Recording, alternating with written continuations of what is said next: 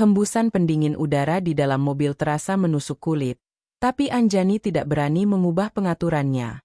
Ia hanya bisa mengeratkan pelukan pada kardigan tipis yang dikenakannya. Di sebelahnya, Bram, suaminya, mengemudi dengan satu tangan di kemudi, sementara tangan lainnya sesekali mengetuk-ngetuk dashboard mengikuti irama musik jazz yang mengalun pelan dari pengeras suara. Pemandangan di luar jendela sudah berganti dari gedung-gedung beton yang menjulang menjadi hamparan sawah hijau yang diselingi pepohonan rimbun. Mereka sudah menempuh perjalanan lebih dari 4 jam dari hiruk-pikuk Jakarta. Kamu diam saja dari tadi, Anjani. Tidak suka aku ajak liburan. Suara Bram memecah keheningan di antara mereka. Nada bicaranya terdengar ringan, tetapi Anjani tahu ada ujung tajam di baliknya. Sebuah pancingan untuk memulai pertengkaran yang tidak ia inginkan. Anjani menggeleng pelan dan memaksakan seulas senyum. Suka? Mas. Aku hanya menikmati pemandangan. Sudah lama sekali kita tidak bepergian seperti ini.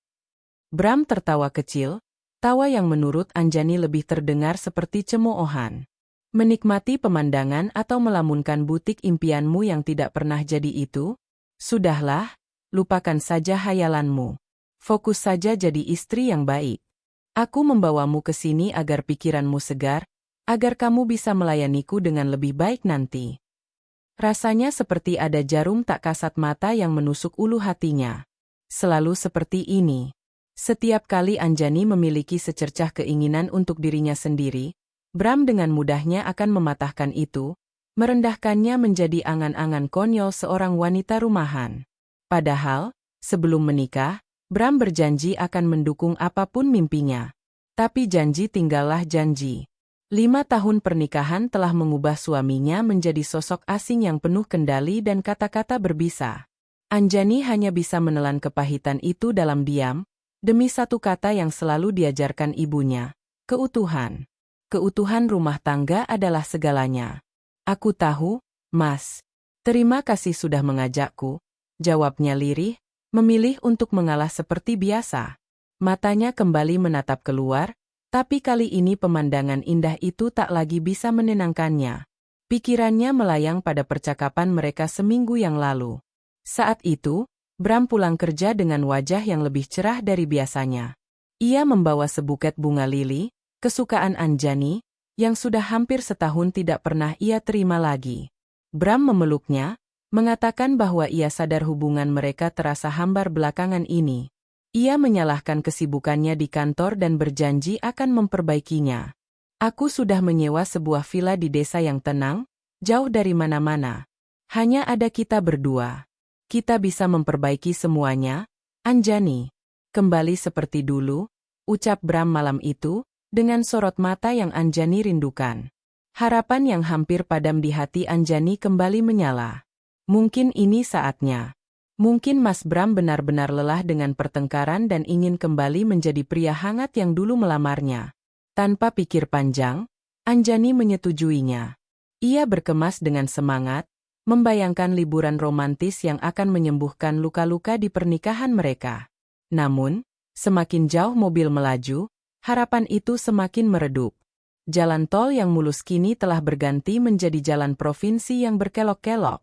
Tak lama kemudian, Bram membelokkan mobil ke jalan yang lebih kecil, jalanan aspal yang mulai retak di sana-sini. Pepohonan di kiri dan kanan jalan semakin rapat, seolah membentuk terowongan hijau yang gelap. Sinyal di ponselnya sudah hilang sejak setengah jam yang lalu. Mas, ini kita mau kemana? Sepertinya jauh sekali dari jalan utama, tanya Anjani, rasa tidak nyaman mulai merayap di hatinya. Memang. Aku kan sudah bilang, tempatnya terpencil. Biar tidak ada yang mengganggu. Kamu ini penakut sekali, jawab Bram enteng. Anjani mencoba menepis perasaan buruknya. Mungkin ia hanya terlalu banyak berpikir. Ia harus percaya pada suaminya. Ia harus memberikan kesempatan ini. Setelah hampir 1 jam melewati jalanan sempit yang dikelilingi hutan lebat, mobil mereka akhirnya berhenti di depan sebuah bangunan. Anjani mengerjap, mencoba memastikan apa yang dilihatnya. Ini bukan villa seperti yang ia bayangkan. Ini adalah sebuah rumah panggung tua yang terbuat dari kayu. Catnya sudah mengelupas di banyak tempat, menampakkan warna kayu yang lapuk dan menghitam. Halamannya ditumbuhi rumput liar setinggi lutut. Tidak ada rumah lain di sekitarnya, hanya hutan dan kebun tak terawat. Kita sampai? Tanya Anjani dengan suara bergetar. Ya, ini tempatnya. Ayo turun, kata Bram, seolah tidak ada yang aneh dengan tempat itu. Ia turun lebih dulu dan membuka bagasi untuk menurunkan tas-tas mereka. Anjani ikut turun dengan langkah ragu. Udara di sekitarnya terasa lembab dan berat. Aroma apek dari kayu basah dan tanah menusuk hidungnya. Suara serangga hutan terdengar riuh, menciptakan musik latar yang terasa mencekam. Ia menatap berkeliling. Benar-benar terisolasi. Rasa takut yang sejak tadi ia coba tekan kini mencengkeramnya dengan erat. Mas, ini rumahnya. Tentu saja. Kenapa? Kamu tidak suka? Ini baru namanya kembali ke alam. Jauh lebih baik daripada villa mewah yang membosankan. Ujar Bram sambil mengangkat 2 koper besar. Ia berjalan mendahului Anjani menaiki beberapa anak tangga kayu yang berderit protes saat diinjak. Anjani mengikuti dari belakang, hatinya semakin mencelos saat melihat kondisi di dalam rumah. Hanya ada satu ruangan besar yang disekat seadanya untuk menjadi kamar tidur. Perabotannya kuno dan berdebu. Sebuah dipan kayu dengan kasur kapuk yang tipis, lemari reot, dan sebuah meja makan dengan 2 kursi goyang. Di sudut ruangan, ada area yang sepertinya dapur, hanya terdiri dari sebuah tungku tanah liat dan rak piring sederhana. Tidak ada kulkas, tidak ada televisi, bahkan kamar mandinya pun sepertinya ada di luar. Jangan manja, Anjani. Ini hanya untuk beberapa hari. Anggap saja petualangan, kata Bram lagi, seolah bisa membaca raut wajah Anjani yang pucat pasi. Anjani tidak bisa berkata-kata. Ini bukan liburan untuk memperbaiki hubungan. Ini terasa seperti sebuah hukuman. Tapi untuk kesalahan apa? Ia mencoba meraih ponsel di sakunya, berharap ada keajaiban dan 1 bar sinyal muncul. Nihil. Layar ponselnya dengan jelas menunjukkan, tidak ada layanan. Tidak ada sinyal, Mas? Lapornya dengan suara nyaris putus asa. Bram yang sedang membuka jendela kayu yang macet hanya menoleh sekilas. Baguslah. Jadi tidak akan ada yang mengganggu kita. Aku, kamu, dan alam. Bukankah itu romantis? Romantis? Anjani ingin tertawa, atau mungkin menangis. Tidak ada sedikit pun nuansa romantis di tempat ini. Yang ia rasakan hanyalah firasat buruk yang semakin menguat, bahwa perjalanannya kali ini bukanlah menuju perbaikan, melainkan sebuah petaka yang sengaja dirancang untuknya. Ia menatap punggung suaminya yang sibuk, dan untuk pertama kalinya, ia merasa benar-benar takut pada pria yang telah berjanji akan melindunginya seumur hidup itu. Malam pertama di rumah itu adalah siksaan terpanjang yang pernah Anjani rasakan. Gelap datang begitu cepat dan pekat, menelan sisa-sisa cahaya senja tanpa ampun. Tidak ada listrik, hanya beberapa lilin yang Bram bawa dan letakkan di atas meja, cahayanya yang gemetar menciptakan bayangan-bayangan menakutkan di dinding kayu yang kusam. Suara hutan yang tadi sore terdengar seperti musik alam yang riuh kini berubah menjadi bisikan-bisikan misterius yang membuat bulu kuduknya berdiri. Gesekan dahan, lolongan hewan malam, dan decit serangga yang tak dikenali seolah mengepung rumah kecil itu dari segala penjuru. Anjani berbaring kaku di atas dipan kayu yang keras, kasur kapuk tipis di bawahnya sama sekali tidak membantu meredakan pegal di punggungnya. Ia berbagi selimut tipis dengan Bram, tapi tubuh suaminya itu terasa jauh dan dingin. Bram sudah tertidur pulas beberapa jam yang lalu, napasnya teratur dan dalam, seolah ia berada di kamar mereka yang nyaman di Jakarta, bukan di tengah hutan belantara. Ketenangannya justru membuat Anjani semakin cemas. Bagaimana bisa ia begitu santai di tempat seperti ini? Setiap derit kayu atau suara aneh dari luar membuat mata Anjani terbuka lebar. Ia memeluk lututnya, mencoba mengecilkan tubuhnya, berharap bisa menghilang. Firasat buruk yang ia rasakan sejak sore tadi kini telah bermetamorfosis menjadi teror yang nyata. Ini bukan liburan. Ini salah. Sesuatu yang sangat salah sedang terjadi. Ia mencoba berbicara pada Bram sebelum mereka tidur, menyuarakan ketakutannya dan memohon untuk pulang besok pagi. Pulang? Kita baru saja sampai, Anjani, jawab Bram dengan nada jengkel, matanya bahkan tidak menatapnya, sibuk menyalakan api di tungku untuk merebus air. Aku sudah bilang, jangan manja. Kamu pikir aku menghabiskan waktu berjam-jam menyetir ke sini hanya untuk kembali besok? Nikmati saja. Ini akan bagus untukmu, belajar hidup susah sedikit. Kata-kata itu kembali terngiang di telinganya. Belajar hidup susah? Untuk apa? Bukankah selama ini hidupnya sudah cukup susah? Menahan semua cemoohan dan sikap dingin suaminya? Anjani memejamkan mata, butiran air mata hangat mengalir membasahi pelipisnya. Ia berdoa dalam hati, memohon agar pagi cepat datang dan membawa kewarasan kembali pada suaminya, membawa mereka pergi dari tempat terkutuk ini. Kelelahan akhirnya mengalahkan rasa takutnya. Anjani tertidur sesaat sebelum fajar, tidurnya gelisah dan dipenuhi mimpi buruk.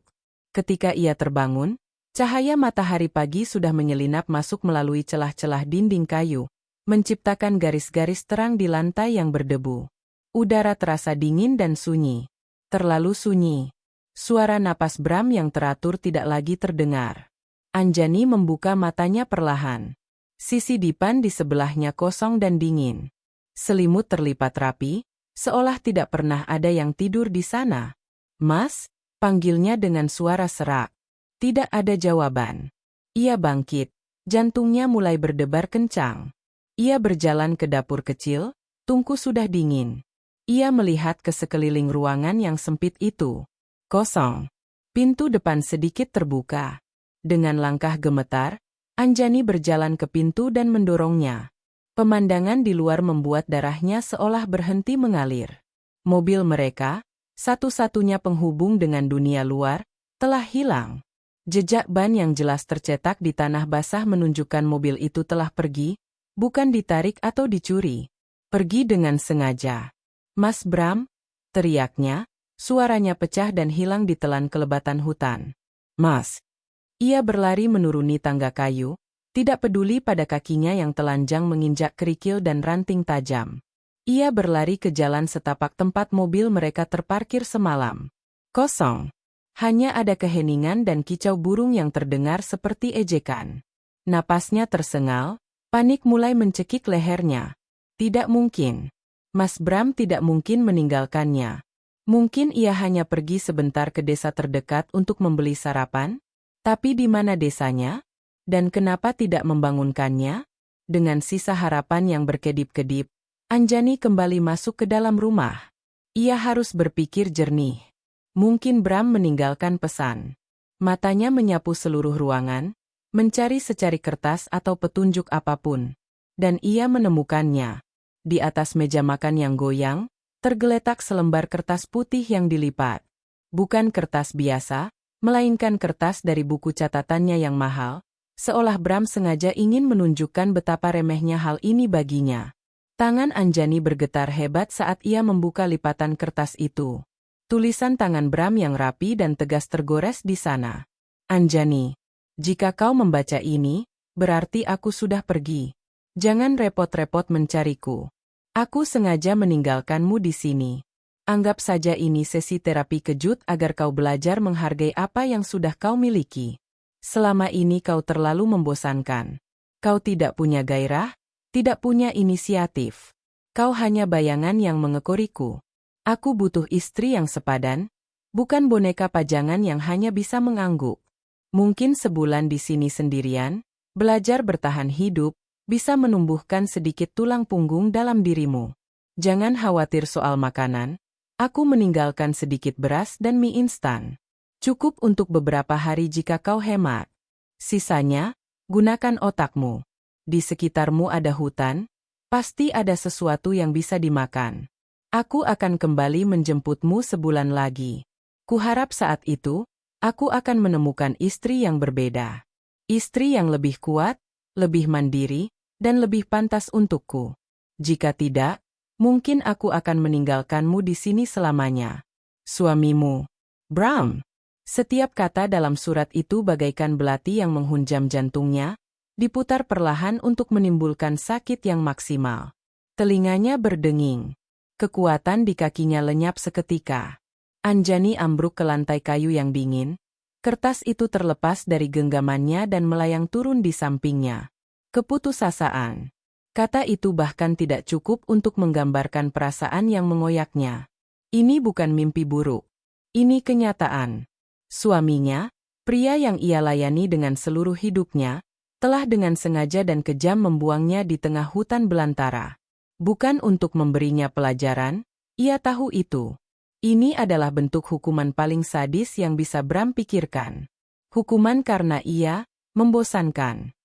Raungan pilu akhirnya lolos dari tenggorokannya. Ia menangis, menjerit, memukul-mukul lantai yang berdebu dengan kepalan tangannya hingga buku-buku jarinya lecet. Rasa sakit fisik itu tidak ada apa-apanya dibandingkan dengan kehancuran di dalam hatinya.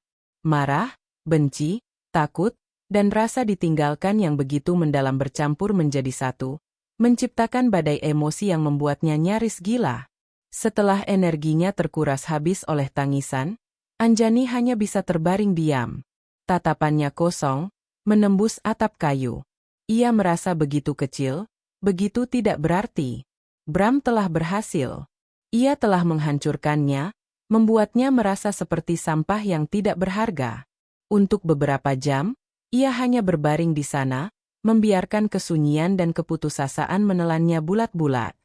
Waktu seolah berhenti berputar di dalam rumah kayu yang pengap itu. Anjani tidak tahu sudah berapa lama ia terbaring di lantai yang dingin, membiarkan debu dan keputusasaan menempel di tubuhnya. Matahari di luar bergerak melintasi langit, mengubah garis-garis cahaya di lantai menjadi bayangan panjang, lalu menghilang, menyerahkan dunia pada kegelapan yang kembali datang. Malam kedua ia lalui dalam keadaan setengah sadar, tubuhnya terlalu lelah untuk takut, hatinya terlalu hancur untuk peduli. Ia tidak menyalakan lilin. Gelap di dalam rumah sama pekatnya dengan gelap di dalam jiwanya. Ketika fajar ketiga menyingsing, sesuatu yang lain ikut terbangun di dalam diri Anjani. Bukan harapan, bukan pula semangat. Sesuatu yang lebih purba, lebih mendasar. Perutnya melilit perih, mengirimkan sinyal protes yang tajam dan tak bisa diabaikan. Tenggorokannya kering kerontang, terasa seperti amplas. Untuk pertama kalinya dalam 2 hari, tubuhnya menuntut haknya untuk hidup, terlepas dari apa yang diinginkan oleh pikirannya yang kalut. Dengan gerakan yang terasa lambat dan menyakitkan, seperti robot yang sudah lama berkarat, Anjani mendorong tubuhnya untuk duduk. Kepalanya pening karena dehidrasi dan kurangnya asupan. Pandangannya kabur sejenak sebelum akhirnya fokus pada secarik kertas yang tergeletak tak jauh darinya. Surat dari Bram. Ia merangkak mendekat dan memungutnya. Ia membacanya lagi, setiap kata, setiap kalimat hinaan yang tergores di sana. Kau terlalu membosankan. Aku butuh istri yang sepadan. Gunakan otakmu. Mungkin aku akan meninggalkanmu di sini selamanya. Kemarin, kata-kata itu menghancurkannya. Hari ini, sesuatu yang berbeda terjadi. Sebuah bara kecil menyala di dasar hatinya yang beku. Kemarahan. Bukan amarah yang meledak-ledak seperti tangisannya kemarin, melainkan amarah yang dingin, kelam, dan terfokus. Mati di sini, kelaparan di rumah reot ini, membusuk sendirian hingga Bram kembali sebulan lagi untuk menemukan tumpukan tulang, memberinya kepuasan untuk berkata, "Lihat kan, dia memang lemah. Tanpa aku dia bukan apa-apa?" Tidak. Anjani mengepalkan kertas itu hingga kusut di tangannya. Tidak. Ia tidak akan memberikan kemenangan itu pada Bram. Jika ia harus mati, ia akan mati sambil berjuang, bukan sambil meratapi nasib di lantai yang kotor. Naluri untuk bertahan hidup, yang sempat terkubur di bawah runtuhan harga dirinya, kini bangkit dengan kekuatan penuh. Ia merangkak menuju galon air mineral yang ditinggalkan Bram, memutar kerannya yang seret, dan menenggak air hangat beraroma plastik itu langsung dari mulut galon. Air itu mengalir membasahi tenggorokannya yang kering. Terasa seperti anugerah paling agung di dunia. Setelah tenaganya sedikit pulih, ia bangkit berdiri. Kakinya goyah, tapi ia menopang tubuhnya pada dinding kayu. Matanya menyapu ruangan, melakukan inventarisasi. Ada kantong beras kecil, mungkin hanya 2 liter. 5 bungkus mie instan. Sekotak korek api. Sebuah panci gosong dan sebuah pisau dapur tumpul. Itulah bekal yang diberikan suaminya untuk bertahan hidup sebulan. Sebuah lelucon yang kejam. Anjani sadar, tinggal di rumah ini adalah pilihan yang paling bodoh. Persediaan ini paling lama hanya cukup untuk seminggu jika dihemat. Setelah itu apa? Menunggu keajaiban? Ia harus bergerak. Ia harus mencari jalan keluar, mencari peradaban, mencari siapapun yang bisa menolongnya. Ketakutan akan hutan di luar masih ada, bersemayam di sudut hatinya. Tapi ketakutan akan kematian yang pelan dan menyakitkan di dalam rumah ini jauh lebih besar. Ia harus memilih racunnya, dan ia memilih untuk menghadapi yang tidak diketahui. Ia mulai bersiap. Ia menemukan sebuah tas kain usang di sudut lemari.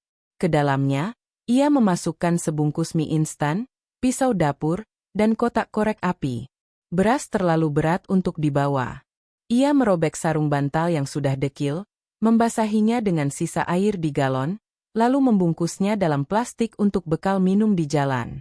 Ia mengenakan kembali kardigan tipisnya, satu-satunya pelindung dari dinginnya pagi.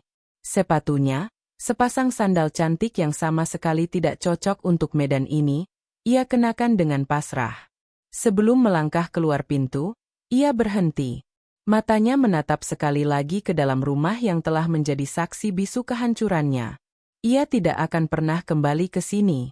Ia berjanji pada dirinya sendiri. Kemudian, dengan langkah yang lebih mantap dari yang ia duga, ia berjalan keluar, menuruni tangga berderit itu untuk terakhir kalinya, dan mulai mengikuti jejak ban mobil Bram yang masih samar terlihat di tanah. Ia tidak tahu kemana jalan itu akan membawanya, tapi setidaknya itu adalah sebuah arah. Perjalanan itu adalah neraka. Jalan setapak yang kemarin mereka lewati dengan mobil ternyata jauh lebih liar dan sulit jika ditempuh dengan berjalan kaki. Rumput ilalang yang tinggi menggores betisnya, meninggalkan bilur-bilur merah yang perih. Duri-duri dari semak belukar menyangkut di kardigannya, merobek kainnya. Matahari mulai naik, sinarnya yang terik menembus kanopi pepohonan, membuat keringat membanjiri tubuhnya. Setiap setengah jam, ia akan berhenti untuk beristirahat, mengatur napasnya yang tersengal, dan membasahi bibirnya dengan kain basah yang dibawanya. Suara hutan terdengar berbeda sekarang. Bukan lagi ancaman, melainkan teman seperjalanan yang netral. Ia belajar membedakan kicau burung dari suara serangga, gemerisik daun dari tiupan angin. Setelah berjalan selama berjam-jam, jejak ban itu mulai memudar dan akhirnya hilang, tertelan oleh vegetasi hutan yang lebat. Anjani tersesat. Kepanikan dingin mulai merayapinya lagi. Ia sendirian di tengah lautan hijau yang tak bertepi. Ia berputar-putar, mencoba mencari tanda-tanda jalan, tapi semua pohon dan semak terlihat sama. Air matanya nyaris tumpah, tetapi ia menelannya kembali. Menangis tidak akan membantunya. Ia teringat nasihat ayahnya saat ia kecil. Kalau tersesat di alam, carilah aliran air. Sungai selalu mengalir ke tempat yang lebih rendah, dan di sanalah biasanya ada kehidupan. Dengan harapan baru, Anjani memfokuskan pendengarannya, mencoba menangkap suara gemericik air di antara riuh rendah suara hutan. Awalnya tidak ada apa-apa, tapi ia terus berjalan, memilih jalur yang menurun, dan setelah waktu yang terasa seperti selamanya, ia mendengarnya. Suara yang sangat samar, tapi jelas ada. Suara air mengalir. Ia mempercepat langkahnya, tidak lagi peduli pada ranting yang mencambuk wajahnya atau akar yang membuatnya tersandung. Suara itu semakin jelas, dan akhirnya, ia menerobos semak terakhir dan melihatnya. Sebuah sungai kecil dengan air yang jernih mengalir di antara bebatuan. Anjani langsung menjatuhkan dirinya di tepi sungai, mencuci wajah dan lengannya yang kotor, lalu menangkupkan tangan untuk minum sepuasnya. Air itu dingin dan segar, menghapus dahaga dan kelelahannya. Ia duduk di atas sebuah batu besar, merasakan kelegaan yang luar biasa. Saat itulah ia melihatnya. Di seberang sungai, tidak terlalu jauh, ia melihat kepulan asap tipis membumbung ke langit. Asap. Di mana ada asap, di sana ada api. Dan di mana ada api, di sana ada manusia. Jantungnya berdebar begitu kencang hingga terasa sakit. Tanpa pikir panjang, ia masuk ke dalam sungai. Airnya sedingin es dan arusnya cukup deras, mencapai pinggangnya di bagian terdalam. Ia berpegangan pada bebatuan, melangkah dengan hati-hati hingga akhirnya berhasil mencapai seberang. Ia berjalan cepat menuju arah asap itu. Aroma kayu terbakar semakin kuat. Ia melewati rumpun bambu yang lebat, dan saat ia keluar dari baliknya, ia berhenti terpaku. Di hadapannya ada sebuah ladang kecil yang ditanami ubi dan sayur mayur dengan rapi. Di tengah ladang, berdiri sebuah gubuk sederhana yang terawat baik. Dan di halaman gubuk, seorang wanita tua sedang berjongkok, meniup-niup api di bawah sebuah tungku tanah liat. Wanita itu memiliki rambut putih yang digelung rapi. Wajahnya penuh keriput, tapi sorot matanya tajam dan tenang. Ia mengenakan kebaya lusuh dan kain jarik. Saat merasakan kehadiran Anjani, ia mendongak.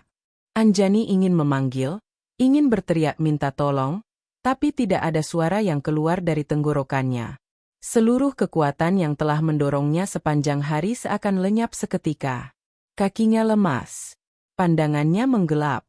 Hal terakhir yang ia lihat sebelum jatuh pingsan adalah sepasang mata teduh yang menatapnya dengan heran, sebelum akhirnya berubah menjadi cemas. Kesadaran datang perlahan, tidak seperti sentakan keras saat bangun dari mimpi buruk, melainkan lebih seperti kabut pagi yang menipis sedikit demi sedikit.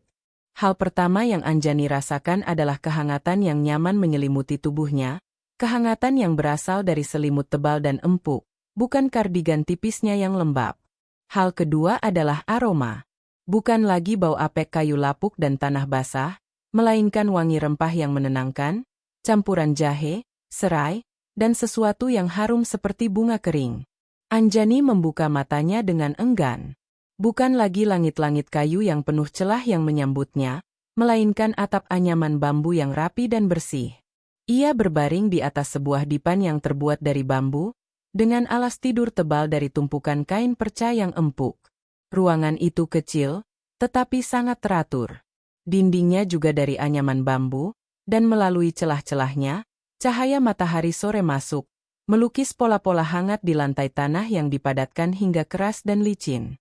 Di sudut ruangan, tampak sebuah kendi tanah liat dan beberapa cangkir batok kelapa. Di dinding, tergantung beberapa ikat tanaman herbal kering. Kepalanya terasa berat, tetapi tidak lagi pening. Ia mencoba untuk duduk, dan saat itulah sesosok bayangan bergerak di ambang pintu. Wanita tua yang ia lihat sebelum pingsan kini melangkah masuk. Ia membawa sebuah mangkuk batok kelapa yang mengepulkan uap hangat. Gerakannya pelan dan anggun, sama sekali tidak menunjukkan usianya yang sudah senja.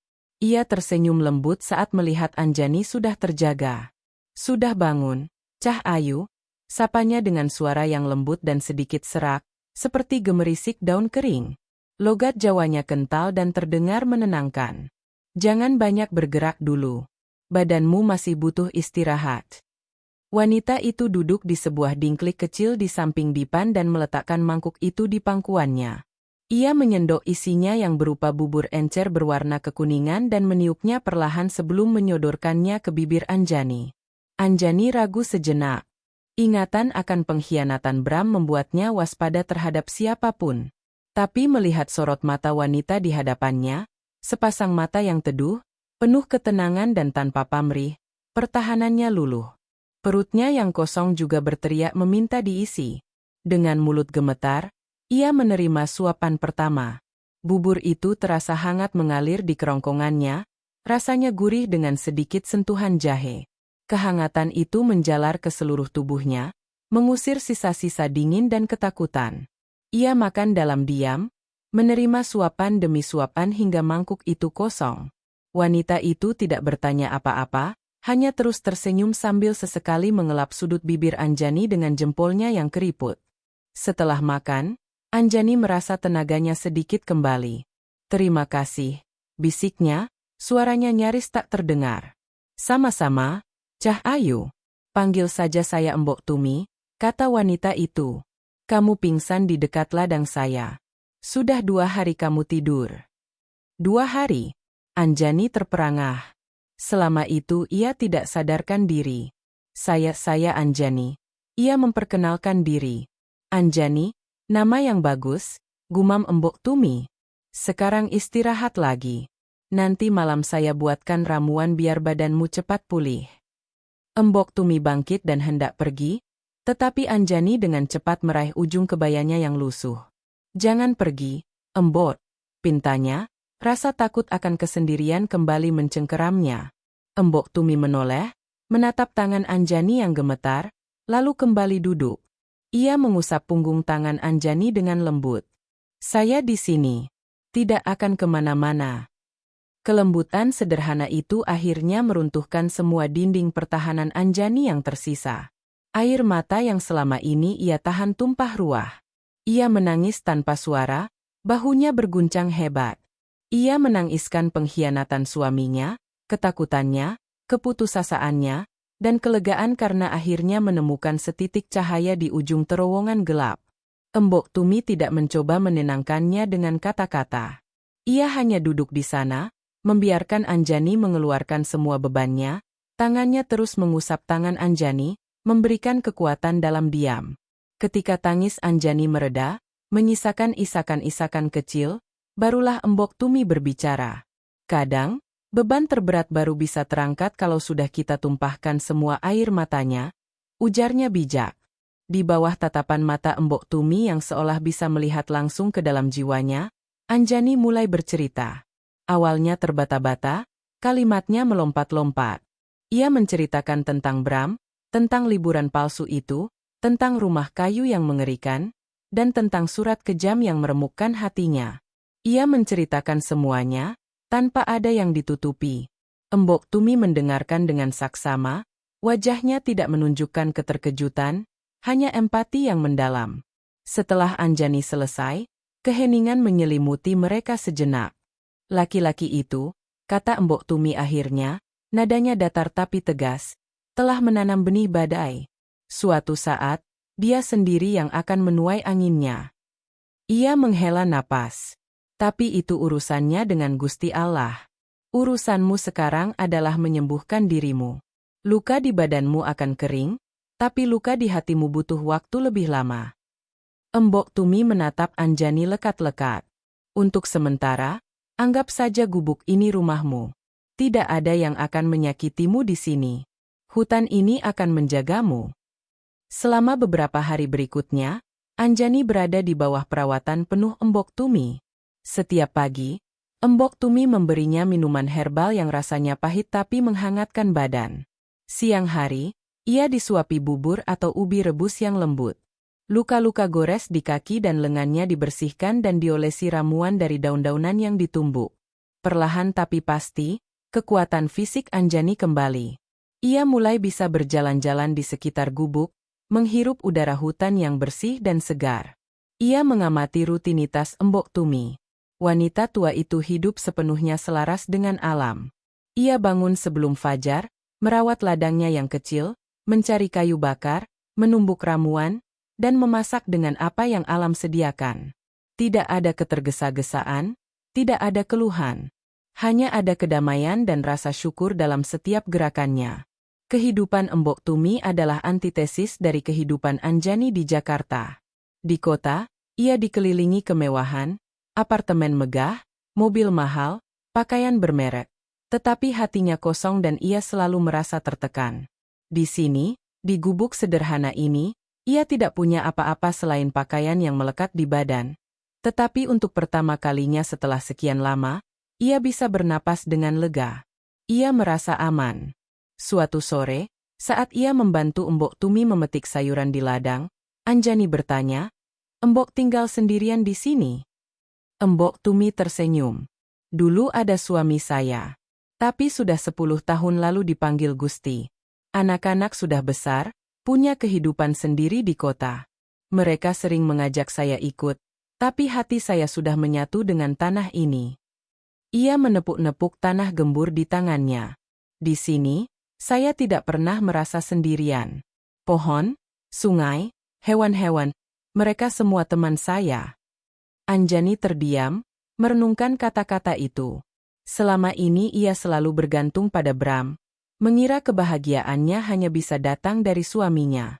Kini ia mulai menyadari, mungkin sumber kekuatan dan kebahagiaan itu sebenarnya ada di dalam dirinya sendiri, hanya saja selama ini terkubur begitu dalam.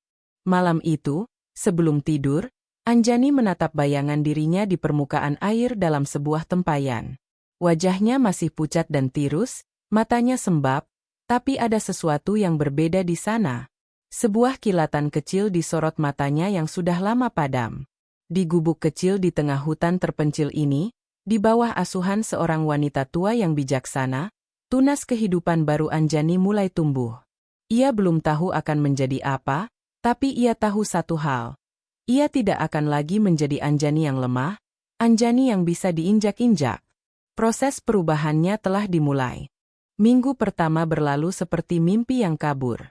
Minggu kedua, Anjani mulai benar-benar hidup.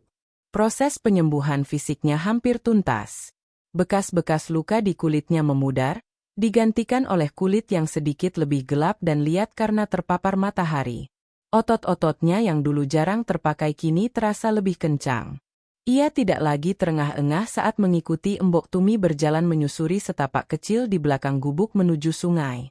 Namun, transformasi terbesarnya tidak terjadi pada tubuh, melainkan pada cara ia memandang dunia di sekelilingnya. Hutan yang tadinya tampak sebagai labirin hijau yang mengancam kini mulai menyingkapkan rahasianya satu persatu.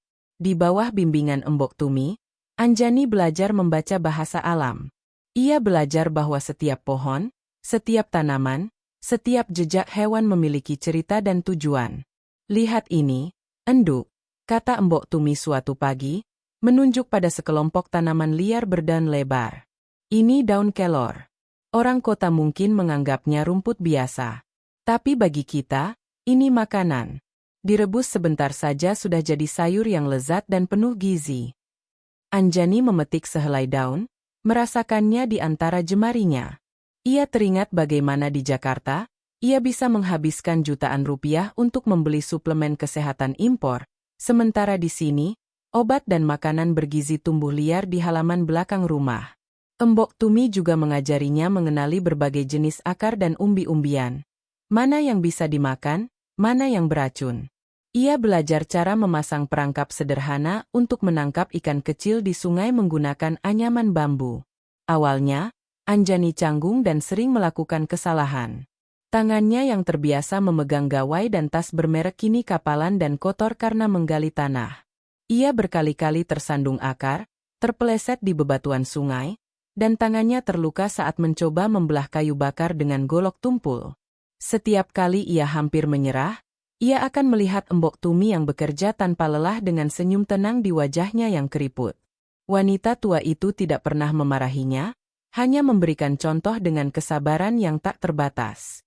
Alam tidak suka ketergesa-gesaan, Anjani, nasihat Embok Tumi saat melihat Anjani kesulitan menyalakan api di tungku.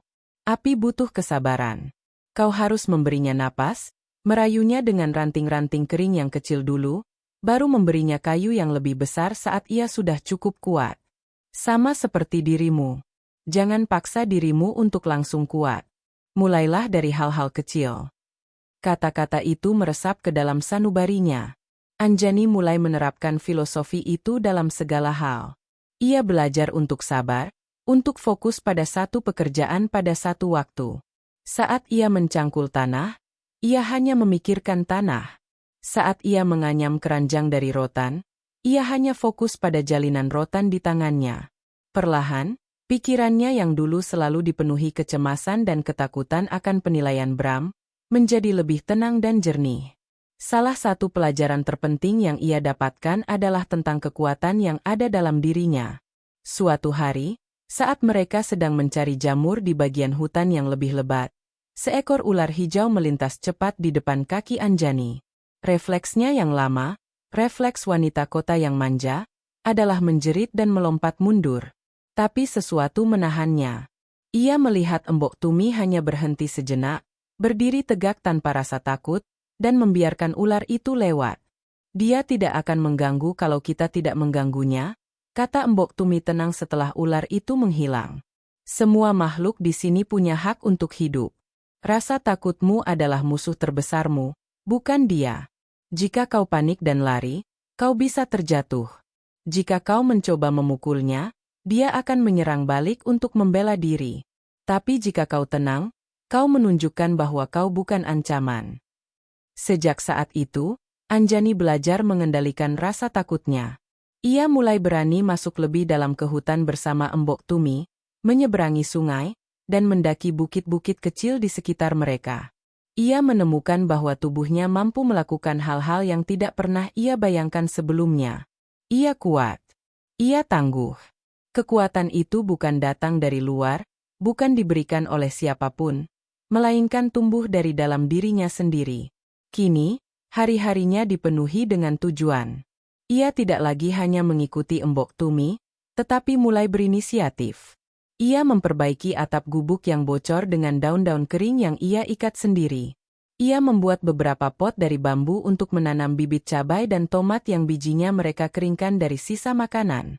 Ia bahkan berhasil membuat api sendiri tanpa bantuan Embok Tumi, sebuah pencapaian kecil yang membuatnya tersenyum bangga sepanjang hari. Saat ia bekerja, pikirannya seringkali melayang pada Bram.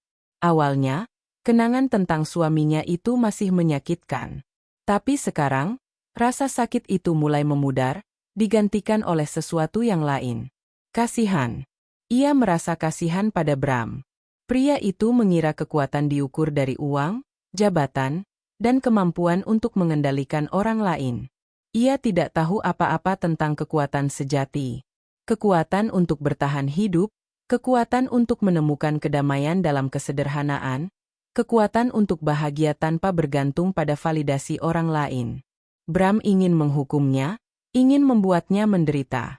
Ironisnya, hukuman itu justru menjadi anugerah terbesar dalam hidup Anjani. Bram telah membuangnya ke hutan untuk menghancurkannya, tetapi hutan justru memeluknya dan mengajarkannya cara untuk membangun kembali dirinya dari puing-puing, menjadi sosok yang jauh lebih kokoh dari sebelumnya. Sore itu, saat senja melukis langit dengan warna oranye dan ungu, Anjani duduk di tepi sungai, membersihkan beberapa ubi yang baru saja mereka panen. Ia menatap pantulan wajahnya di air yang jernih. Wajah itu bukan lagi wajah Anjani yang dikenalnya. Kulitnya lebih gelap, ada beberapa bekas luka tipis di pipinya. Rambutnya yang panjang ia ikat seadanya dengan akar tanaman yang lentur. Matanya tidak lagi sayu dan penuh ketakutan. Mata itu kini jernih, tajam, dan memancarkan ketenangan yang mendalam. Ia tersenyum pada bayangan itu. Itu adalah senyum tulus pertama yang ia berikan pada dirinya sendiri setelah bertahun-tahun. Bram berkata ia akan kembali dalam sebulan untuk menemukan istri yang berbeda. Anjani tahu, bahkan sekarang, baru 3 minggu berlalu, keinginan Bram itu sudah terkabul. Tapi Anjani yang baru ini bukanlah istri yang Bram harapkan. Ini adalah Anjani yang utuh, yang mandiri, yang telah menemukan rumahnya di alam liar dan di dalam dirinya sendiri. Dan Anjani yang ini, tidak akan pernah lagi bisa diinjak-injak oleh siapapun. Hari-hari menjelang akhir bulan keempat di hutan terasa berbeda. Bukan karena perubahan cuaca yang drastis, meskipun musim hujan mulai berbisik di kejauhan, membawa aroma tanah basah yang lebih pekat setiap sore, melainkan karena perubahan di dalam diri Anjani sendiri. Ia tidak lagi menghitung hari. Waktu tidak lagi menjadi penanda kapan penderitaannya akan berakhir atau kapan Bram akan kembali. Waktu kini menjadi siklus alami yang ia jalani. Terbitnya matahari, saatnya bekerja di ladang. Puncaknya matahari, saatnya berteduh dan menganyam. Terbenamnya matahari, saatnya berbagi cerita dengan Embok Tumi di depan tungku yang hangat. Hubungannya dengan Embok Tumi telah berkembang menjadi ikatan yang lebih dalam dari sekadar penolong dan yang ditolong. Mereka adalah keluarga. Anjani telah menjadi anak, murid, dan sahabat bagi wanita tua itu. Ia belajar tidak hanya tentang cara bertahan hidup, tetapi juga tentang kebijaksanaan hidup. Ia belajar tentang mantra-mantra kuno untuk menenangkan pikiran, tentang cara membaca pertanda alam, dan tentang kekuatan doa yang tulus. Hatimu sudah tenang sekarang. Enduk, kata Embok Tumi suatu malam sambil memijat telapak kaki Anjani yang kapalan dengan minyak kelapa hangat. Dulu, napasmu pendek-pendek seperti burung yang terperangkap. Sekarang, napasmu dalam dan panjang, seperti dengkuran hutan di malam hari. Anjani tersenyum. Karena di sini Anjani menemukan rumah, Embok. Fisiknya pun telah mencapai puncak kekuatan yang belum pernah ia rasakan. Ia bisa membelah kayu bakar dengan beberapa ayunan golok yang mantap. Ia bisa membawa 2 ember bambu penuh air dari sungai tanpa berhenti sekalipun. Kulitnya yang legam terbakar matahari adalah tanda kesehatannya, bukan lagi sesuatu yang ia risaukan seperti dulu saat di salon kecantikan. Matanya kini memiliki ketajaman elang. Ia bisa melihat pergerakan tupai di dahan yang tinggi atau membedakan jamur yang aman dari yang beracun dari kejauhan. Ia tidak lagi memikirkan Bram dengan amarah atau kesedihan. Pria itu kini terasa seperti seseorang dari kehidupan yang lain, sosok asing yang nyaris tak ia kenali. Ingatan tentang penghinaan dan kekejamannya tidak lagi membakar hatinya. Sebaliknya, ingatan itu menjadi batu asah yang telah menajamkan jiwanya. Ia berterima kasih pada pengalaman itu, karena tanpanya, ia tidak akan pernah menemukan Anjani yang sekarang. Namun, kedamaian itu sedikit terusik pada suatu pagi yang cerah. Saat sedang mencabuti rumput liar di antara tanaman ubinya, telinga Anjani yang kini terlatih menangkap sebuah suara asing. Suara yang sangat samar, terbawa angin dari kejauhan. Bukan suara hewan, bukan suara angin. Itu adalah suara deru mesin. Ia berhenti, menegakkan tubuhnya, dan memicingkan mata ke arah datangnya suara, arah di mana jalan setapak menuju, dunia luar, berada. Jantungnya berdetak sedikit lebih cepat, bukan karena takut, melainkan karena sebuah kesiagaan purba. Embok Tumi yang sedang berada di dekatnya juga mendengarnya. Mereka saling berpandangan. Wajah tua Embok Tumi tampak tenang seperti biasa, namun matanya menyiratkan kewaspadaan. Sudah hampir sebulan, ya? Gumam Embok Tumi lebih sebagai pernyataan daripada pertanyaan. Anjani mengangguk pelan. Ia tidak perlu bertanya apa maksud Embok Tumi. Mereka berdua tahu. Suara itu adalah pertanda. Pertanda bahwa dunianya yang baru dan damai akan segera diusik.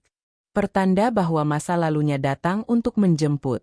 Deru mesin itu terdengar sebentar lalu lenyap, mungkin karena mobil itu berhenti atau berbelok di balik bukit. Tapi keheningan yang ditinggalkannya terasa berbeda. Keheningan itu kini mengandung penantian. Anjani tidak panik. Anjani yang lama pasti sudah gemetar ketakutan, mencari tempat untuk bersembunyi. Tapi Anjani yang baru ini berdiri tegak di bawah matahari. Tangannya yang berlumuran tanah terkepal erat, bukan karena gentar, melainkan karena mengumpulkan kekuatan. Ia telah bersiap untuk momen ini, bahkan tanpa ia sadari. Setiap kapalan di tangannya, setiap otot yang menguat, setiap pelajaran dari hutan, adalah bagian dari persiapannya. Apa yang akan kamu lakukan, Enduk? Tanya Embok Tumi lembut, menguji keteguhan hatinya. Anjani menoleh, menatap wajah bijaksana yang telah memberinya kehidupan kedua. Ia tersenyum, senyum yang tenang dan penuh percaya diri. Anjani akan menyambutnya, Embok.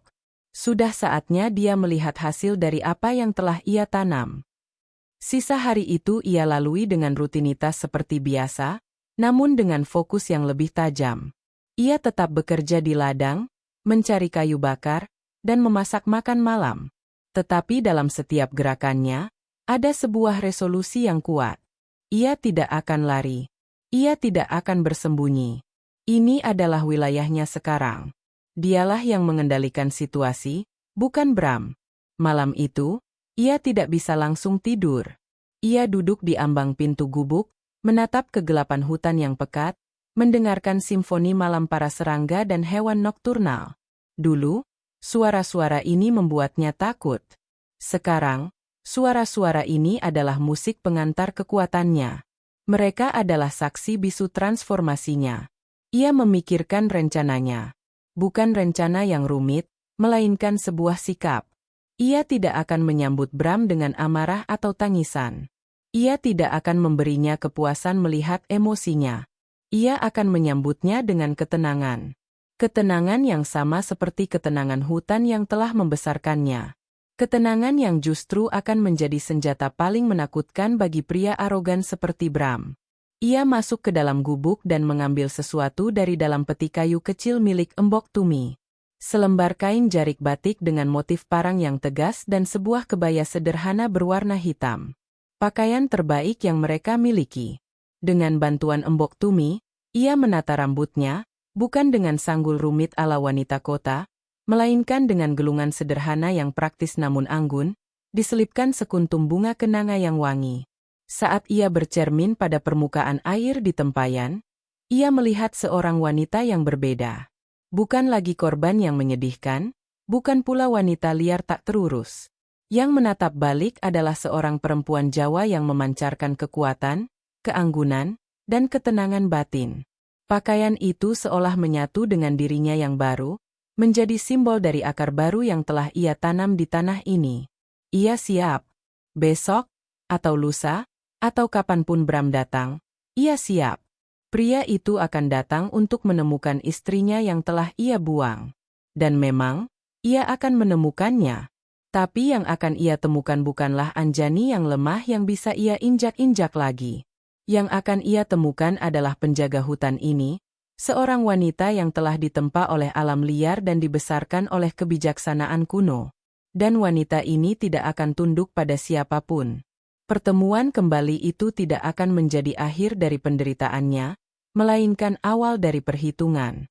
Matahari baru saja sepenggalah naiknya saat ia datang. Anjani sudah menduganya. Sejak fajar menyingsing, ia merasakan getaran halus di tanah, sebuah firasat yang diajarkan oleh hutan. Ia tidak menunggu di ambang pintu seperti seorang istri yang menanti kepulangan suami. Ia justru berada di tengah ladang kecilnya, mencangkul tanah gembur dengan gerakan yang ritmis dan mantap. Kebaya hitam dan jarik motif parangnya sama sekali tidak menghalangi gerakannya. Pakaian itu bukan lagi sekadar busana, melainkan telah menjadi kulit keduanya, simbol dari dirinya yang baru. Langkah kaki yang arogan dan tergesa-gesa terdengar mendekat, mematahkan ranting-ranting kering dengan suara yang terdengar seperti amarah. Anjani tidak menoleh. Ia terus mencangkul, punggungnya yang tegap menghadap ke arah jalan setapak. Ia bisa merasakan tatapan mata yang tajam menusuk punggungnya. Ia tahu Bram sedang berdiri di sana, di tepi ladang, terperangah. Keheningan berlangsung selama beberapa saat, hanya diisi oleh suara cangkul yang beradu dengan tanah dan napas Bram yang terdengar berat. Akhirnya, ketidaksabaran mengalahkan keterkejutannya. Anjani. Suara itu serak, penuh kekafiran. Anjani menyelesaikan satu ayunan cangkul terakhir, menancapkannya dengan kuat ke tanah, baru kemudian ia berbalik. Ia melakukannya dengan perlahan, tanpa drama, membiarkan suaminya itu menyerap pemandangan di hadapannya secara penuh. Bram tampak persis seperti yang ia bayangkan, sekaligus sangat berbeda. Pria itu mengenakan kemeja polo bermerek dan celana kargo mahal, pakaian yang ia anggap cocok untuk petualangan. Tapi kemejanya kini basah oleh keringat dan ternoda di beberapa bagian. Sepatu trekkingnya yang mahal berlumuran lumpur tebal. Wajahnya yang biasa mulus dan angkuh kini memerah karena kelelahan dan jengkel. Rambutnya yang biasa tertata rapi kini berantakan. Ia tampak seperti penyusup di dunia yang damai ini. Namun, yang paling membuat Anjani terkesan adalah ekspresi di wajah Bram. Di sana ada keterkejutan, kebingungan, dan sesuatu yang belum pernah Anjani lihat sebelumnya. Keraguan. Pria itu datang kemari dengan sebuah skenario di kepalanya. Skenario di mana ia akan menemukan istrinya yang kurus kering, menangis, memohon ampun di gubuk reyot. Ia datang sebagai seorang pemenang yang akan menyelamatkan korbannya setelah memberinya pelajaran. Tapi wanita yang berdiri di hadapannya sekarang sama sekali tidak cocok dengan skenario itu. Anjani berdiri tegak, kulitnya legam sehat, lengannya kencang berotot. Wajahnya tenang, tanpa jejak air mata atau ketakutan. Dan sorot mata itu yang paling mengejutkan Bram. Dulu, mata itu selalu menunduk, penuh permohonan dan rasa bersalah. Sekarang, mata itu menatapnya lurus, tajam, dan setenang permukaan danau di pagi hari. Apa-apaan ini? Bentak Bram, mencoba menutupi kebingungannya dengan amarah. Kenapa kau berpakaian seperti petani? Di mana pakaian yang kutinggalkan untukmu? Lihat dirimu, kotor, hitam. Kau terlihat kampungan. Anjani tidak tersinggung. Hinaan itu terdengar seperti gema dari masa lalu yang tak lagi bisa menyentuhnya. Ia hanya tersenyum tipis. Selamat datang, Bram. Perjalanan yang melelahkan? Tanyanya dengan suara yang jernih dan datar. Sikap tenang itu justru semakin menyulut amarah Bram. Jangan bersandiwara denganku. Aku datang untuk menjemputmu. Hukumanmu sudah selesai. Cepat berkemas, kita pergi dari tempat terkutuk ini. Ia melangkah maju seolah hendak menarik Anjani, tetapi berhenti saat melihat cangkul yang tertancap di tanah di antara mereka. Itu bukan ancaman, hanya sebuah fakta. Ada batas yang tak bisa ia lewati begitu saja. Tidak ada yang perlu dikemas, jawab Anjani. Semua yang kumiliki ada di sini. Apa maksudmu? Geram Bram. Matanya liar memandang sekeliling, dari ladang yang tertata rapi, ke gubuk bambu, lalu kembali ke Anjani. Jangan bilang kau mulai menyukai kehidupan primitif ini. Aku sudah memberimu pelajaran. Anjani, seharusnya kau belajar untuk lebih menghargaiku, menghargai semua kemewahan yang kuberikan. Pelajaran? Anjani tertawa kecil, suara tawa yang renyah dan lepas. Tawa itu membuat Bram semakin bingung. Oh, kau memang memberiku pelajaran, Bram. Pelajaran yang paling berharga dalam hidupku. Kau mengajariku bahwa kemewahan yang kau berikan itu adalah sangkar emas. Kau mengajariku bahwa aku bisa berdiri di atas kakiku sendiri. Kau mengajariku bahwa aku tidak butuh apapun darimu untuk bahagia. Untuk semua itu, aku berterima kasih. Rahang Bram mengeras. Wajahnya memerah padam. Ia tidak bisa memproses ini. Wanita di hadapannya berbicara dengan logika yang tidak ia pahami. Kau sudah gila. Hutan ini sudah membuatmu gila. Cukup main-mainnya. Ia melangkah melewati cangkul itu, tangannya terulur untuk mencengkeram lengan Anjani. Kita pulang. Sekarang. Refleks Anjani lebih cepat. Sebelum jari-jari Bram menyentuhnya, ia melangkah mundur selangkah, gerakannya luas seperti penari. Tangan Bram hanya menangkap udara kosong. Keseimbangan pria itu goyah sejenak. Jangan sentuh aku, kata Anjani, dan kali ini, tidak ada lagi kelembutan dalam suaranya. Yang ada adalah baja. Dingin, keras, dan tak terpatahkan. Kau tidak punya hak lagi untuk menyentuhku. Aku suamimu, raung Bram, egonya yang terluka membuatnya kalap. Suamiku telah meninggalkanku untuk mati di hutan ini sebulan yang lalu, balas Anjani tajam. Pria yang berdiri di hadapanku sekarang hanyalah orang asing. Di ambang pintu gubuk, Embok Tumi muncul, berdiri diam seperti patung kayu. Tangannya memegang sebilah arit kecil yang biasa ia gunakan untuk membersihkan rumput. Ia tidak mengatakan apa-apa, tapi kehadirannya sudah cukup menjadi pesan. Anjani tidak sendirian. Bram melihat wanita tua itu, lalu kembali menatap Anjani. Keputusasaan mulai merayapi dirinya. Skenarionya hancur berantakan.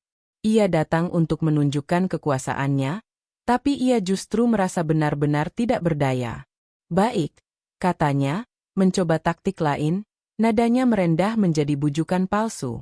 Aku minta maaf, oke? Aku keterlaluan. Aku hanya ingin memberimu pelajaran, tidak sungguh-sungguh ingin meninggalkanmu. Sekarang ayo kita pulang, sayang. Kembali ke apartemen kita, ke kehidupan kita. Anjani menggeleng pelan. Itu kehidupanmu, Bram. Bukan lagi kehidupanku. Rumahku di sini sekarang. Di gubuk reot ini, bersama nenek sihir itu, cibirnya, menunjuk Embok Tumi dengan dagunya. Gubuk ini memberiku kedamaian yang tidak pernah bisa dibeli oleh apartemenmu. Dan wanita itu, Anjani menatap Embok Tumi dengan penuh kasih. Telah memberiku kehidupan, sementara kau mencoba merenggutnya dariku. Bram kehabisan kata-kata. Ia menatap Anjani seolah melihat hantu. Wanita ini, dengan kulitnya yang gelap, pakaian tradisionalnya, dan ketenangan yang mengintimidasi, adalah orang yang sama sekali berbeda dari istri penurut yang ia nikahi. Ia telah berhasil menciptakan wanita yang berbeda, Persis seperti yang ia tulis di suratnya. Tapi hasilnya adalah sebuah monster yang tidak bisa ia kendalikan. Jadi, ini akhirnya? Bisik Bram, lebih pada dirinya sendiri. Bukan? Jawab Anjani, suaranya kembali tenang. Ini adalah awal. Awalku. Ia membungkuk, mencabut cangkulnya dari tanah, dan menyandarkannya di bahunya dengan gerakan yang alami. Ia berjalan melewati Bram tanpa meliriknya sedikit pun, menuju sungai untuk membersihkan diri sebelum makan siang. Bram tidak ingat bagaimana ia berhasil menemukan jalan kembali ke mobilnya. Langkahnya gontai, kakinya tersandung akar dan batu yang sama yang tadi pagi ia kutuk dengan angkuh. Tapi sekarang, ia tidak merasakannya. Pikirannya kosong, berdengung oleh keheningan yang ditinggalkan Anjani. Keheningan yang lebih memekakkan telinga daripada teriakan atau makian apapun. Ia berjalan seperti orang linglung, melewati pepohonan yang seolah menatapnya dengan tatapan menghakimi. Suara-suara hutan yang tadi pagi terdengar eksotis dan menantang, kini terdengar seperti bisikan ejekan. Ia terus memutar ulang adegan di ladang itu. Wajah tenang Anjani, matanya yang tajam, senyum tipisnya yang tidak bisa ia artikan, dan kata-kata terakhirnya. Ini adalah awal. Awalku. Kalimat itu terngiang-ngiang, menusuk egonya seperti ribuan jarum. Ia datang untuk mengakhiri hukumannya, untuk menegaskan kembali kekuasaannya. Ia datang sebagai dewa yang akan memberikan pengampunan. Tapi yang terjadi adalah sebaliknya. Dialah yang dihakimi. Dialah yang diusir, bukan dengan paksaan, tetapi dengan ketidakpedulian yang mutlak. Anjani bahkan tidak meliriknya saat berjalan melewatinya. Seolah-olah ia hanyalah sebatang pohon atau sebongkah batu, bagian dari pemandangan yang tidak penting. Saat akhirnya ia sampai di mobil jeep sewaannya, ia merosot di kursi pengemudi, napasnya terengah-engah. Lumpur di sepatunya mengotori karpet mobil yang bersih, tapi ia tidak peduli. Ia memukul setir dengan frustrasi, sekali, dua kali, lalu menyandarkan kepalanya, merasa benar-benar kalah. Siapa wanita itu? Pertanyaan itu berputar-putar di kepalanya. Itu Anjani? Tentu saja. Ia mengenali bentuk wajah dan suaranya. Tapi jiwa di dalam tubuh itu adalah jiwa yang sama sekali asing. Anjani yang ia kenal adalah wanita yang rapuh, yang hidupnya berpusat padanya, yang kebahagiaannya bergantung pada suasana hatinya. Wanita yang akan menangis jika ia membentaknya, yang akan gemetar jika ia mengancamnya. Wanita yang bisa ia bentuk dan ia hancurkan sesuka hati. Wanita di ladang tadi adalah kebalikannya. Dia kokoh seperti pohon jati, tenang seperti danau, dan mandiri seperti elang. Tidak ada sedikit pun jejak ketakutan di matanya. Yang ada hanya kedamaian. Sebuah kedamaian yang membuat kemewahan dan kekuasaan Bram terasa seperti debu yang tidak berharga. Perjalanan kembali ke kota adalah sebuah siksaan. Ia mengemudi dengan kecepatan tinggi di jalanan tanah yang bergelombang, seolah mencoba lari dari bayangan istrinya.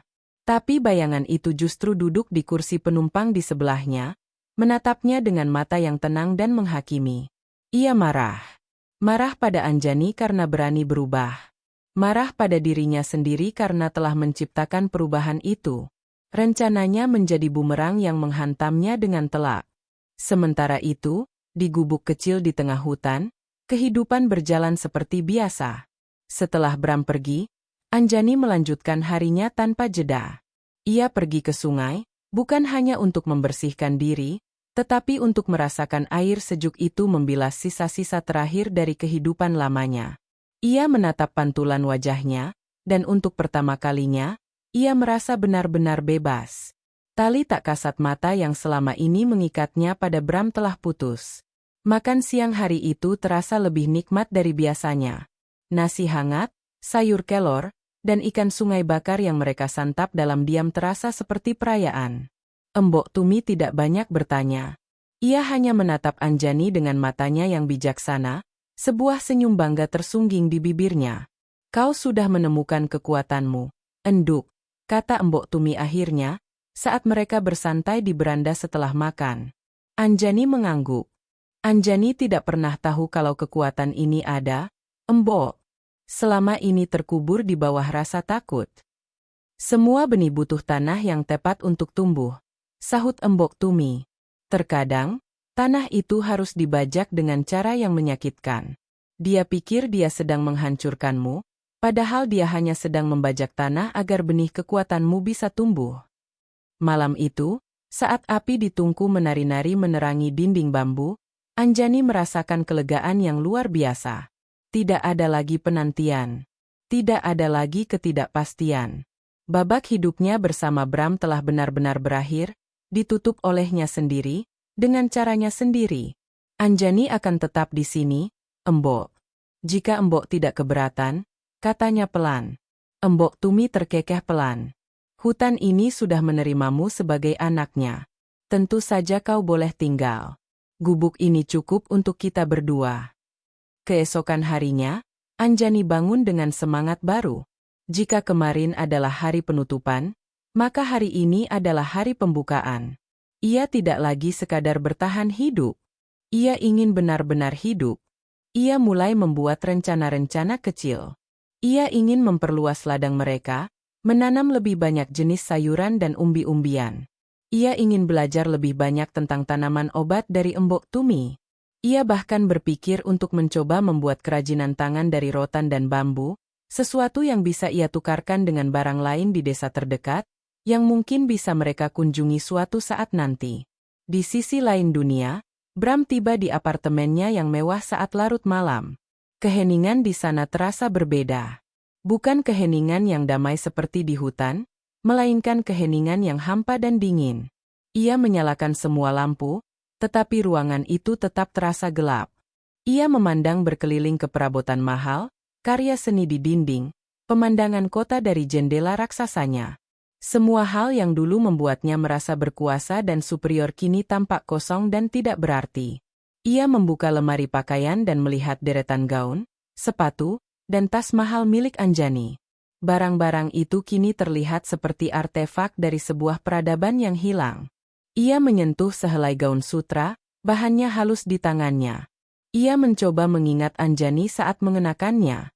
Yang muncul di benaknya justru bayangan Anjani dalam balutan kebaya hitam sederhana, berdiri tegak dengan cangkul di bahunya. Citra itu jauh lebih hidup, jauh lebih nyata, dan jauh lebih kuat. Ia sadar, dengan rasa ngeri yang perlahan merayap, bahwa ia tidak hanya kehilangan seorang istri yang penurut. Ia telah kehilangan seorang wanita. Wanita yang ternyata memiliki kekuatan dan keindahan yang tidak pernah ia lihat, karena ia terlalu sibuk mencoba meredupkan cahayanya. Ia datang untuk menjemput istrinya, tetapi ia justru pulang dengan membawa hantu kehilangan.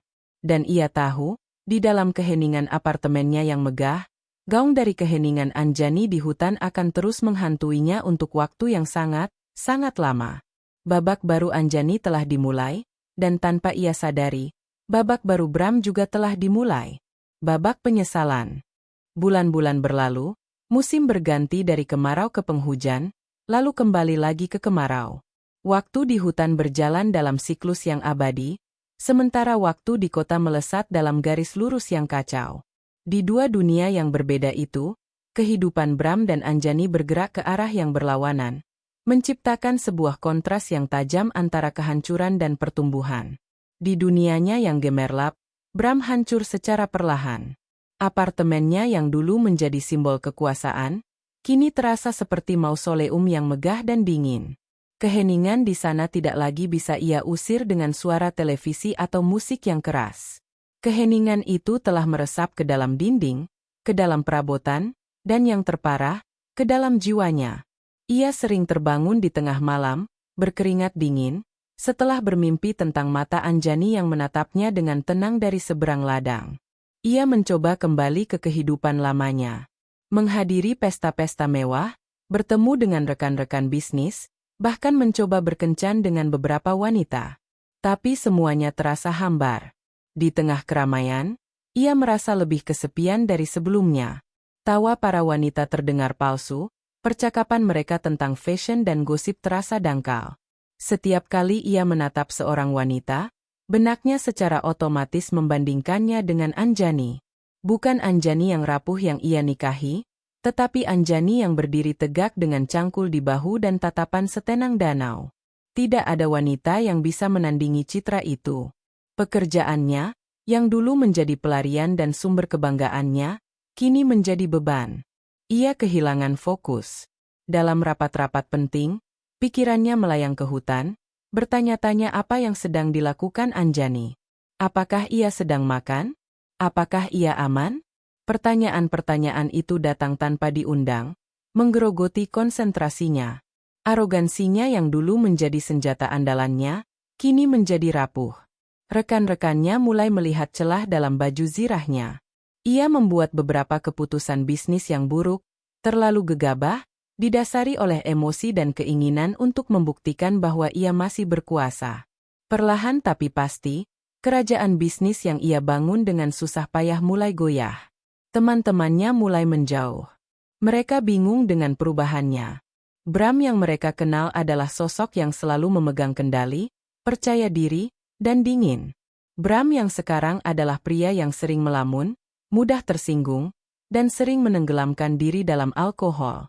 Beberapa kali mereka bertanya tentang Anjani. "Di mana istrimu?" tanya mereka. Bram hanya bisa menjawab dengan kebohongan yang samar. Dia sedang berlibur panjang.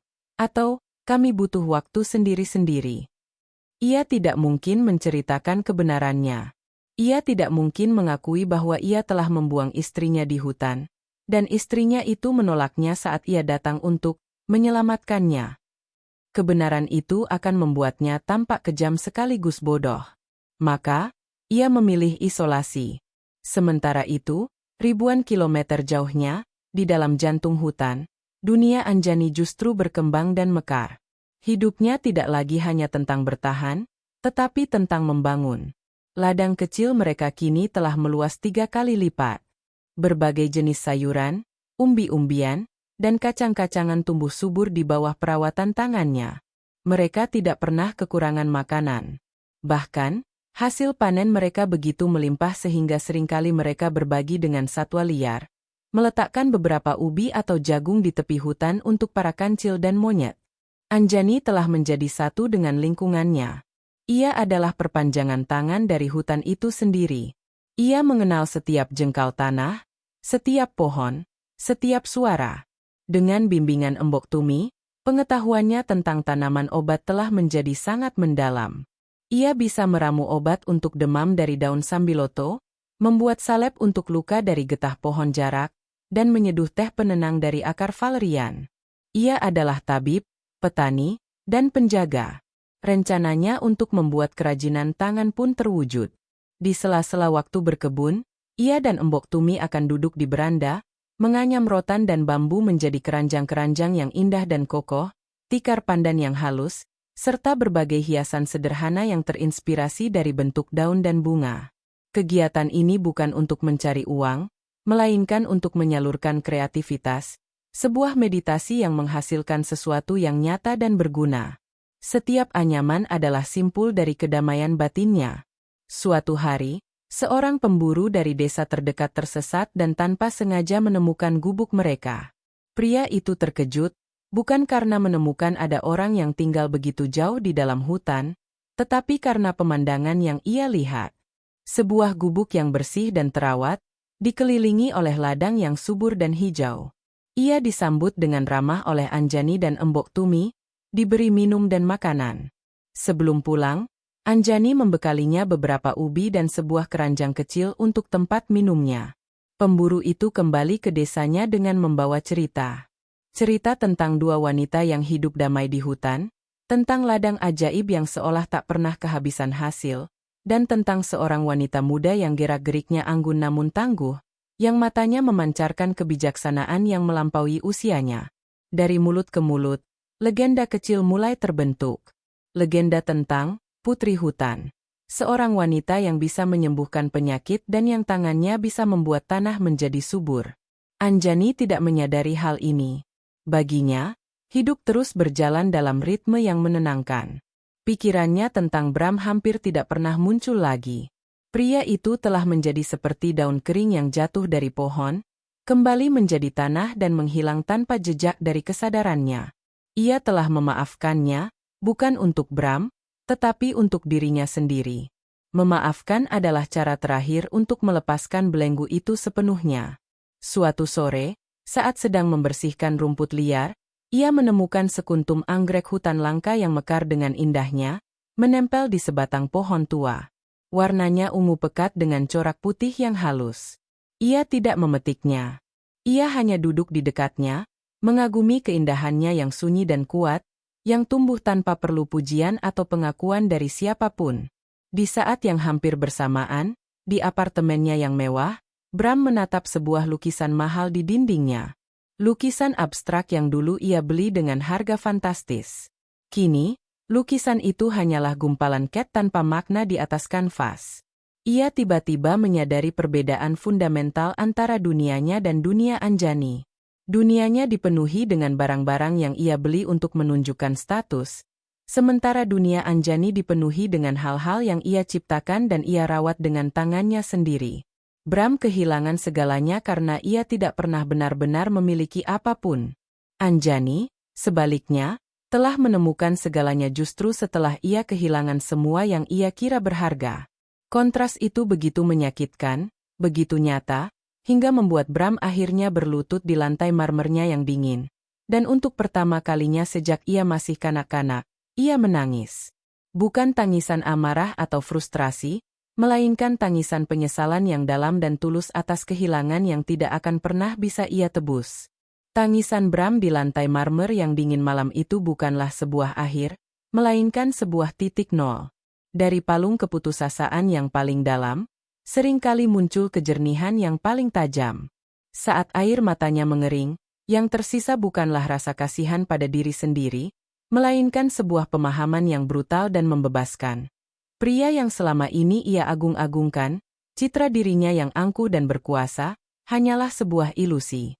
Ilusi itu telah hancur, dan ia harus memutuskan apa yang akan ia bangun dari reruntuhannya. Ia tidak lagi mencoba melawan hantu Anjani. Sebaliknya, ia mulai belajar darinya. Ia menjual perusahaannya, bukan karena bangkrut, meskipun kondisinya memang goyah, tetapi karena ia tidak mau lagi menjadi bagian dari dunia itu. Ia menjual apartemennya yang megah, mobil-mobil sportnya, jam tangan mahalnya, dan semua simbol status yang pernah ia sembah. Ia melucuti dirinya dari semua topeng kemewahan, menyisakan hanya Bram, seorang pria yang tersesat. Dengan sebagian besar kekayaannya, ia mendirikan sebuah yayasan. Sebuah yayasan yang bekerja dalam sunyi, tanpa nama atau wajahnya terpampang di depan. Misinya ada dua, membantu perempuan korban kekerasan untuk menemukan kemandirian mereka, dan mendanai proyek-proyek konservasi hutan skala kecil. Itu adalah penebusan dosanya. Ia tidak mencari pengampunan dari Anjani, ia tahu ia tidak pantas mendapatkannya. Ia hanya ingin memastikan bahwa tidak ada lagi Bram-Bram lain yang menciptakan Anjani-Anjani lain di dunia ini. Ia ingin melindungi hutan-hutan lain dari keserakahan yang pernah menjadi bagian dari dirinya. Ia tidak pernah kembali ke desa itu. Ia bahkan tidak mencoba mencari tahu kabar tentang Anjani. Baginya, Anjani telah menjadi sebuah konsep, sebuah bintang penunjuk arah yang sakral. Menemuinya lagi hanya akan menodai kesucian dari pelajaran yang telah ia berikan. Ia cukup tahu bahwa Anjani baik-baik saja. Ia tahu Anjani telah menemukan dunianya sendiri, dan hal terbaik yang bisa ia lakukan adalah menghormati perbatasan dunia itu dari jauh. Sementara itu, di dalam hutan, legenda, putri hutan, terus tumbuh. Anjani, dengan bimbingan Embok Tumi, telah mengubah gubuk kecil mereka menjadi sebuah suaka. Bukan hanya untuk mereka berdua, tetapi juga untuk siapapun yang membutuhkan. Orang-orang dari desa mulai berdatangan, bukan lagi karena penasaran, tetapi dengan tulus mencari pertolongan. Seorang ibu membawa anaknya yang demam, seorang petani meminta nasihat tentang hama yang menyerang ladangnya, seorang gadis muda datang dengan hati yang hancur, mencari ketenangan. Anjani menyambut mereka semua dengan kehangatan yang sama seperti hutan menyambut pagi. Ia tidak memberikan jawaban-jawaban ajaib. Ia memberikan ramuan herbal dari kebunnya. Ia berbagi pengetahuannya tentang cara membaca tanda-tanda alam. Dan yang terpenting, ia mendengarkan. Ia memberikan mereka ruang untuk didengar, sesuatu yang tidak pernah ia dapatkan di kehidupan lamanya. Ia mengajari mereka untuk menemukan kekuatan di dalam diri mereka sendiri, sama seperti Embok Tumi telah mengajarinya. Kekuatanmu bukan datang dariku atau dari ramuan ini, katanya pada gadis yang patah hati itu suatu hari. Kekuatanmu ada di sini. Anjani menunjuk dada gadis itu, sama seperti benih pohon jati yang sudah ada di dalam bijinya. Kau hanya perlu menemukan tanah yang tepat dan memberinya air. Ia tidak lagi memikirkan masa lalunya. Kenangan tentang Bram telah memudar seperti kabut pagi yang diusir matahari. Tidak ada lagi kepahitan, tidak ada lagi amarah. Yang ada hanyalah rasa syukur. Syukur karena telah dihancurkan, sehingga ia bisa membangun dirinya kembali menjadi sosok yang utuh. Suatu hari, kepala desa datang berkunjung. Ia membawa beberapa gulung kain dan sebungkus garam, sebagai tanda terima kasih karena Anjani telah membantu menyembuhkan wabah batuk yang menyerang desa. Sebagai pembungkus garam, ia menggunakan selembar koran bekas dari kota. Saat sore tiba dan pekerjaan telah selesai, Anjani iseng membuka lembaran koran yang sudah lecek itu. Matanya menyapu berita-berita kota yang terasa begitu asing. Lalu, sebuah artikel kecil di pojok halaman menarik perhatiannya. Artikel itu berjudul, Harapan Baru dari Tangan Tak Bernama. Isinya menceritakan tentang sebuah yayasan baru yang telah mendirikan rumah aman bagi perempuan di ibu kota provinsi, serta mendanai program penanaman kembali 1000 pohon di lereng gunung yang gundul. Yang membuat Anjani berhenti sejenak adalah kutipan dari salah satu relawan di sana. Pendiri kami anonim, kata relawan itu. Beliau hanya berpesan bahwa tujuan utama yayasan ini adalah membantu orang lain menemukan kemandirian sejati. Karena kemandirian sejati tidak datang dari materi, tetapi dari kemampuan untuk berdiri di atas kaki sendiri dan selaras dengan alam. Anjani terdiam, menatap kalimat itu. Tidak ada nama, tidak ada foto. Tapi ia tahu. Jauh di dalam hatinya, ia tahu siapa pendiri anonim itu. Ia tidak merasakan getaran emosi yang hebat.